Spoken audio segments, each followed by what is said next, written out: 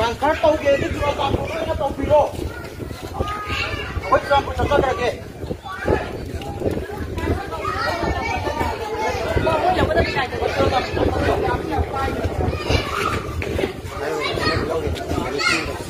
Khang le rồi nè. Ngã này live tụ. Cái video này.